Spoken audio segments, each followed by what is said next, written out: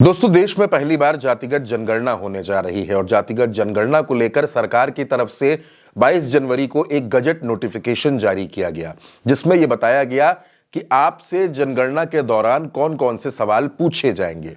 तो वो 33 सवाल कौन कौन से हैं ये भी हम आपको बताएंगे, लेकिन उससे पहले ये बता देते हैं कि जातिगत जनगणना को लेकर अब तक क्या कुछ हुआ है।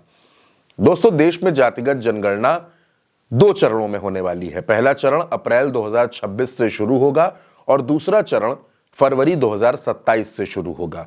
पहले चरण में मकानों की लिस्टिंग होगी, मकान देखे जाएंगे, किसके पास कौन सा मकान है, मकानों का लिस्टिंग करने का काम किया जाएगा और दूसरे चरण में जातिगत जनगणना की जाएगी।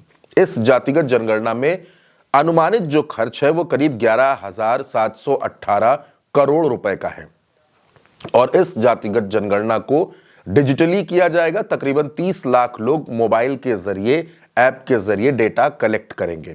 और अब हम आते हैं उन 33 सवालों पर जो इस जातिगत जनगणना में आपसे पूछे जाएंगे, जिनके जवाब आपको तैयार रखने होंगे। तो जो पहला सवाल जातिगत जनगणना में पूछा जाएगा वो है मकान नंबर को लेकर। नगर पालिका ने, स्थानीय निकाय ने, नगर निगम ने आपके मकान को जो नंबर अलॉट किया होगा उस मकान नंबर के बारे में आपसे सवाल पूछा जाएगा।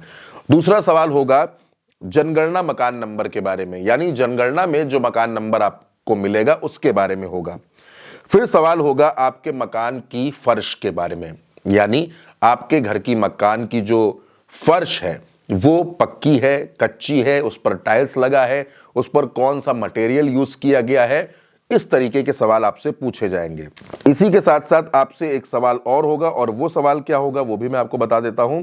अगला सवाल आपसे होगा कि आप जिस मकान की जनगणना हो रही है उस मकान की जो दीवारें हैं वो दीवारें कैसी हैं, उन पर क्या लगा है, पेंट लगा है, पुट्टी लगी है, पीओपी लगी है, डिजाइनिंग है, टाइल्स लगे हैं।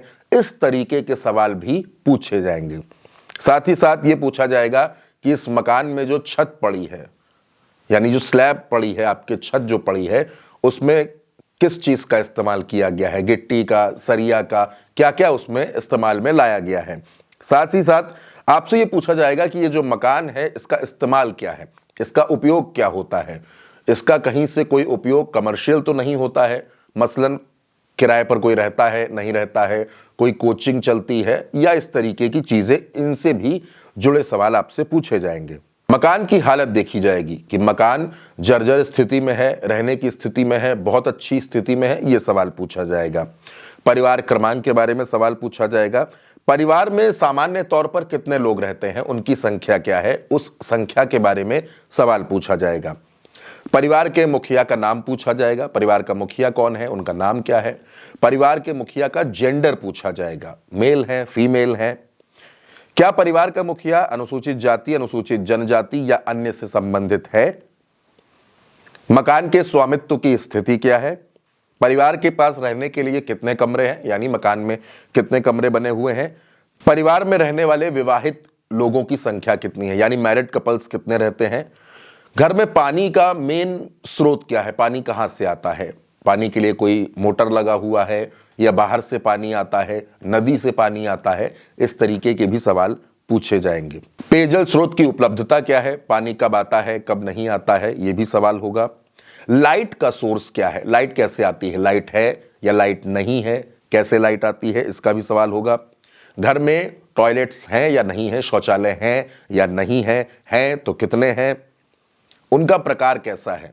शौचालय के अलग अलग प्रकार होते हैं, आप जानते हैं, तो उनका प्रकार कैसा है यह भी आपको बताना पड़ेगा। गंदे पानी की निकासी कैसे होती है, यानी आपके घर का जो गंदा पानी होता है वो कैसे निकलता है और कहां तक जाता है, इसका भी आपसे सवाल पूछा जाएगा।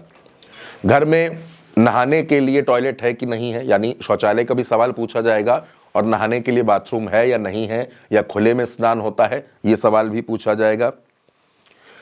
किचन में सिलेंडर है, पाइपलाइन कनेक्शन है, चूल्हा है, किस तरीके से खाना बनता है, किचन में गैस पर बनता है या नहीं बनता है, यह सवाल पूछा जाएगा।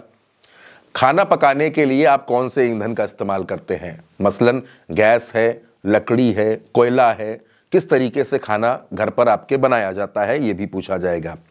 घर में रेडियो है या नहीं है, ट्रांजिस्टर है या नहीं है, टेलीविजन है या नहीं है, वाईफाई लगा हुआ है या नहीं लगा हुआ है, घर में लैपटॉप या कंप्यूटर है या नहीं है, telephone, mobile phone, smartphone, laptop, इसको लेकर सवाल पूछे जाएंगे।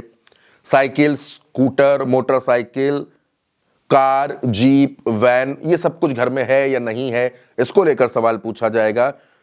परिवार द्वारा जो इस्तेमाल किया जाने वाला अनाज है वो क्या है, मुख्य अनाज क्या है आपके घर में जो इस्तेमाल होता है, ये पूछा जाएगा।